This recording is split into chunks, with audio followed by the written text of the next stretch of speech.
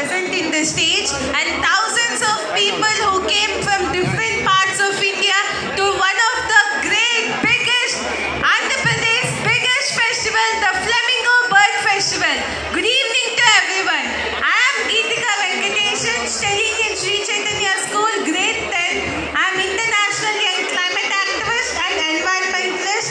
I have gone to many countries like Malaysia, Nepal, Sri Lanka, Russia to promote climate change crisis all over the world and to stop the climate change crisis.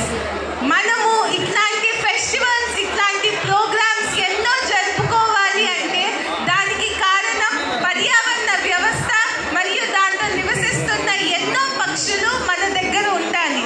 కానీ ఇప్పుడున్న మానవులు వాటిని పట్టించుకోకుండా మన పర్యావరణ వ్యవస్థను, మన పర్యావరణాన్ని ప్లాస్టిక్ అనే భూతం పేరుతో కలుషితం చేస్తున్నారు. ఎక్కడ చూసినా మనం ప్లాస్టిక్ ప్లాస్టిక్ ప్లాస్టికే వినిపిస్తుంది.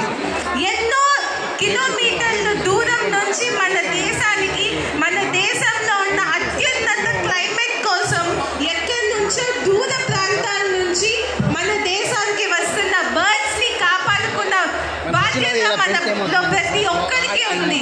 కాబట్టి ప్లాస్టిక్ ని తగ్గించండి. మన నదుల్లో, సరస్సుల్లో, బావుల్లో, గుంటల్లో ఈ ప్లాస్టిక్ ని డంప్ చేసి వాటిని కలుషితం చేయకండి.